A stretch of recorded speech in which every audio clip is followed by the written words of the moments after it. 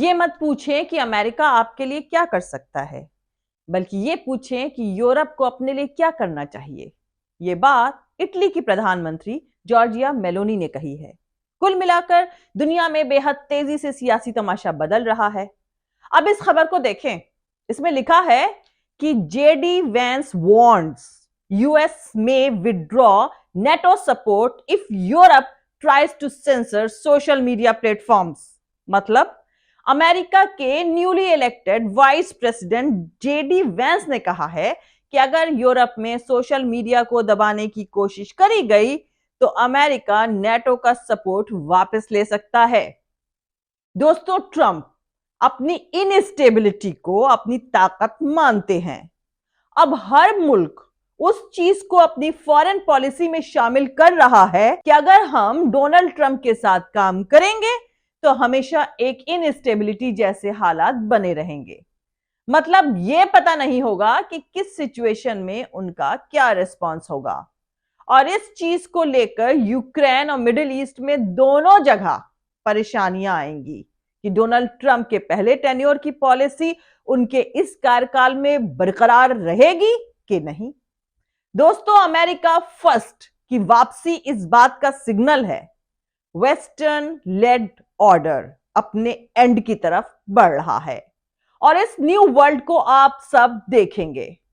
आपको यहां पर बता दूं कि यूरोपियन यूनियन के एक ऑफिसर ने अमेरिका फर्स्ट के चुनाव जीतने पर कहा है कि यह सभी के लिए बहुत बहुत बुरा है। यह ना सिर्फ यूरोप के लिए बुरा है बल्कि एशिया, अफ्रीका, मिडिल ईस्ट और साउथ अमेरिका के लिए भी बुरा है। कोई भी विनर नहीं है सिवाय शायद पुतिन के। जबकि दूसरे तमाम जानकारों का मानना है कि अमेरिका फर्स्ट टू टेन्योर सिर्फ वेस्टर्न कंट्रीज, खासकर यूरोप के लिए बुरा है और दुनिया के लिए न्यू वर्ल्ड है, क्योंकि अमेरिका फर्स्ट ने दुनिया बदल दी है। साउथ अमेरिका में ब्राजील और एशिया में Middle East, Central Asia, Indonesia और Africa, Egypt, Algeria, South Africa middle powers बनकर उभरेंगे। पूरी दुनिया के लोग 1876 के 150 साल बाद अब बदली दुनिया देखेंगे, जिसके बोए गए बीज से 1973 के अरब इजराइल जंग से तेल गैस का एक हथियार पैदा हुआ था। 1979 में सोवियत यूनियन के प्रेसिडेंट लियोनिद इलिच ब्रेजनेव की तरफ से अफगानिस्तान पर कब्जा, प्रधानमंत्री इमरान खान का 2022 का फॉल ऑफ काबुल, ये 3 अहम साल दुनिया बदलने में कामयाब हुए थे।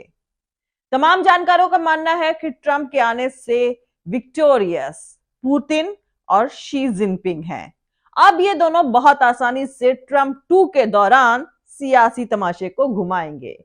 दुनिया अब बगैर चीन के नहीं रह सकती है। ट्रंप के यूरोप, रूस, चीन के सामान पर 10 से 80% टैरिफ लगाने से अमेरिका को घाटा होगा, क्योंकि रूस और चीन की आबादी तकरीबन 1.7 बिलियन है और यूरोप की आबादी तकरीबन 0.7 बिलियन है, जो अमेरिका से बहुत ज्यादा है। ये लोग अपना सामान खुद खपा लेंगे और Africa, middle East, Central Asia में एक्सपोर्ट करके डेवलपमेंट की स्पीड को और तेजी देंगे। कुछ जानकारों का मानना है कि अब रूस, चीन या मुस्लिम मुल्कों को अमेरिका की जरूरत नहीं है, बल्कि अमेरिका को खुद इन मुल्कों की जरूरत है। अब कोई ट्रंप की धमकी से डरने वाला नहीं है, क्योंकि सब लोग इनका 2017 से 2020 का टेन्योर देख चुके हैं। ट्रंप को 4 साल लगा तालिबान से समझौता करने में। अब कहा जा रहा है कि ट्रंप से अगले 4 सालों में यूक्रेन और इजराइल से समझौता करना नामुमकिन है, क्योंकि बगैर रूस, ईरान, चीन को साथ लिए यह समझौता हो ही नहीं सकता है। दोस्तों, बीते हफ्ते पूरी दुनिया ने जिस खबर पर नजरें जमा रखी थी वो थी अमेरिका में राष्ट्रपति का चुनाव।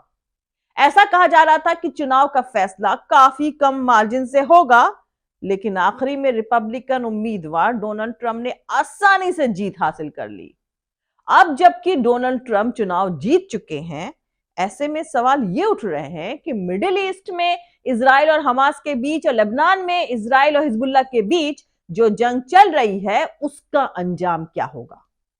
ईरान के साथ इजराइल के रिश्तों पर इन नतीजों का क्या असर होगा। रूस और यूक्रेन के बीच जारी लंबी जंग का द एंड कब तक होगा। अमेरिकी इलेक्शन कैंपेन के दौरान डोनाल्ड ट्रंप ने यूक्रेन, रूस और मिडिल ईस्ट में जारी इन जंगों को लेकर कहा था कि अगर वो सत्ता में आए तो ये जंगें जल्द से जल्द खत्म हो जाएंगी।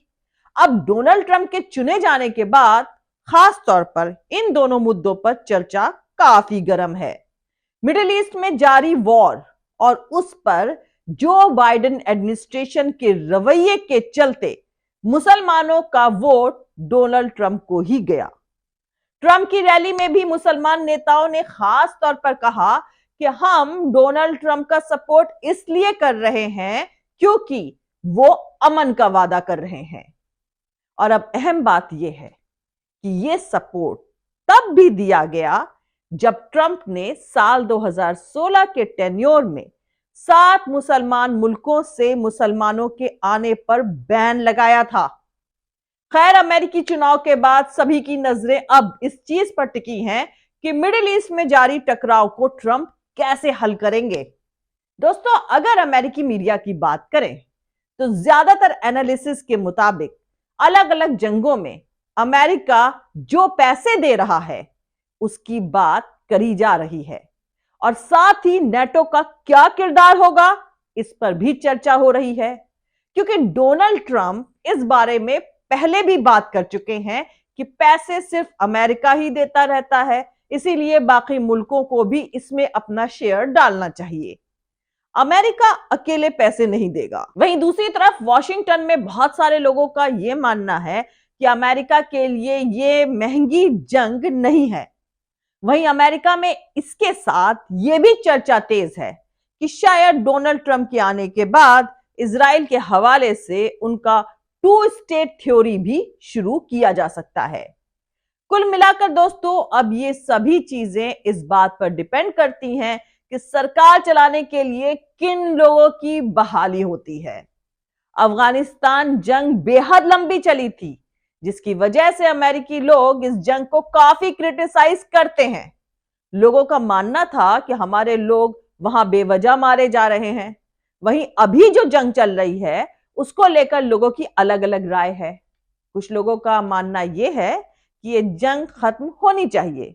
वहीं दूसरी तरफ कुछ लोगों का मानना है कि अमेरिकन फर्स्ट पॉलिसी के मुताबिक वहां जो पैसा लगाया जा रहा है वो यहां यानी अमेरिकी लोगों पर लगाया जाए। बल्कि बहुत सारे लोगों का यह भी कहना है कि फ्लोरिडा में जो नेचुरल डिजास्टर आया वहां पैसा लगाने के बजाय मौजूदा एडमिनिस्ट्रेशन यूक्रेन इजराइल के जंग में पैसे देने में बिजी रहा। दरअसल दोस्तों, लोगों ने इन सभी चीजों को देखते हुए ही डोनाल्ड ट्रंप के लिए वोट किया है, क्योंकि उन्होंने अमन की बात करी, जंग खत्म करने को लेकर अपनी क्लियर पॉलिसी लोगों के सामने रखी। पर सियासत में कहा जाता है कि कहना, वादा करना आसान है और करके दिखाना ज्यादा मुश्किल होता है। 2018 में डोनाल्ड ट्रंप ने ईरान के ऊपर पूरा दबाव बनाया था, लेकिन ईरान की पॉलिसीज में कोई बदलाव नहीं आया। जो ईरान की उस वक्त की कैपेबिलिटी थी, अब वो उससे भी आगे बढ़ चुका है। पहले कहा जाता था कि ईरान को न्यूक्लियर हथियार बनाने में 1 साल लगेगा, लेकिन अब कुछ हफ्तों या कुछ महीनों की बात हो रही है। ट्रंप की उस वक्त की पॉलिसी से भले ही ईरान के ऊपर इकोनॉमिक प्रेशर आया था, लेकिन उसके पॉलिसी सिलेक्शन पर कोई असर नहीं पड़ा था। वैसे जानकारों के मुताबिक Russia Ukraine conflict middle east conflict के मुकाबले पहले खत्म होने की तरफ जाएगी, क्योंकि जानकार समझते हैं कि वहां पर यूक्रेन के हवाले से डोनाल्ड ट्रंप का एडमिनिस्ट्रेशन इस बात से श्योर है कि चीजों को साइड रख करके हमें पीस की तरफ इसे लेकर जाना है। ज्यादातर जानकारों का मानना है कि मिडिल ईस्ट के मुकाबले यूक्रेन रूस की जंग का पैमाना ज्यादा बड़ा नहीं है, इसीलिए ये वॉर मिडिल ईस्ट कॉन्फ्लिक्ट से पहले हल हो सकती है। जबकि दूसरी तरफ कुछ जानकारों का मानना यह है कि मिडिल ईस्ट कॉन्फ्लिक्ट के मुकाबले रूस यूक्रेन कॉन्फ्लिक्ट को भी हल करने में बहुत सारी परेशानियां आएंगी। ऐसा इसलिए क्योंकि उसका फंडामेंटल एस्पेक्ट यूरोपियन सिक्योरिटी से जुड़ा हुआ है। यूक्रेन जो कि कमजोर पार्टी है, जिससे उसको यह भी खतरा है कि अगर वो बातचीत के लिए नहीं आएगा तो शायद जो सपोर्ट अभी उसे मिल रहा है वो मिलना बंद ना हो जाए। इन सभी चीजों का असर सिर्फ रूस यूक्रेन पर नहीं है, रूस के रिश्ते किस तरह से यूरोपियन यूनियन के साथ होंगे इस बात पर भी डिपेंड करता है। इसको लेकर अमेरिकी एडमिनिस्ट्रेशन को सोचना होगा कि वो किस तरह के रिश्ते यूरोप के साथ चाहते हैं, क्योंकि ये सिर्फ यूक्रेन रूस का मसला नहीं है। लेकिन अगर डोनाल्ड ट्रंप चाहें तो दबाव की स्ट्रैटेजी बनाकर इस कॉन्फ्लिक्ट को एक हल की तरफ पहुंचा सकते हैं। दरअसल दोस्तों, ट्रंप अपने पहले टेन्योर में रूस के साथ रिश्ते सुधारना चाहते थे, लेकिन यूएस कांग्रेस ने उनका हाथ रोक दिया। जब वो आगे बढ़ना चाहते थे तो यूएस कांग्रेस ने countering America's adversaries through sanctions act यानी CAA-TSA को पास किया था। कुल मिलाकर सियासी तमाशा काफी पेचीदा है। अगर ट्रंप चाहते हैं कि चीन से मुकाबले में अमेरिका जीते तो उन्हें यूरोपियन मुल्कों के सहयोग की जरूरत होगी। और अगर यूरोपियन मुल्क देखें कि यूरोप में जो उनकी फिक्र है अमेरिका उस पर ध्यान नहीं दे रहा है, तो चीन के खिलाफ अमेरिका का जो मुकाबला है उसमें यूरोपियन मुल्क साथ नहीं देंगे। क्योंकि जब तक ट्रंप आए थे उस वक्त तक यूरोपियन देश इंडो पैसिफिक रीजन में सिक्योरिटी प्रॉब्लम्स पर बिल्कुल ध्यान नहीं देते थे, सिर्फ चीन के साथ कारोबारी रिश्ते बनाना चाहते थे। अभी भी जर्मनी जैसे देश नहीं चाहते हैं कि चीन के ऊपर किसी तरह की पाबंदी हो।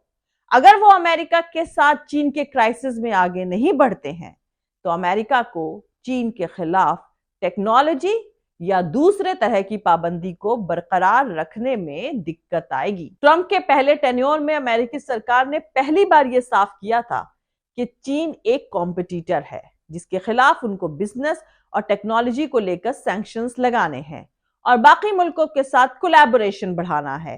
लेकिन आज की तारीख में तो ट्रंप के आसपास कई लोग ऐसे मौजूद हैं जिन्होंने चीन में बहुत ज्यादा इन्वेस्टमेंट करा हुआ है। इसमें एक नाम एलन मस्क का भी है। ऐसे में ये सब लोग ट्रंप पर दबाव बनाने की कोशिश करेंगे कि चीन पर पहले टेन्योर की तरह पाबंदियां नहीं लगाई जाएं। और दोस्तों, ट्रंप के पहले टेन्योर में उनके साथ काम करे लोगों की माने या उनके लिखे आर्टिकल या किताब पढ़ेंगे तो उसमें साफ जाहिर है कि ट्रंप अपनी पॉलिसीज बदलते रहते थे।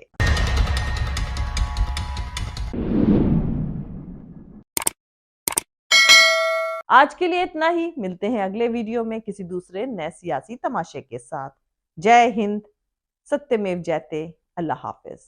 दोस्तों, हमारा पूरा वीडियो और दूसरे और वीडियोस देखने के लिए हमारा YouTube channel political Tamasha with doctor Arshi को सब्सक्राइब करके वहां पे लगी बेल आइकॉन को जरूर दबा दें ताकि आपको हमारे आने वाले हर वीडियो की अपडेट्स एकदम टाइम पर मिलती रहे।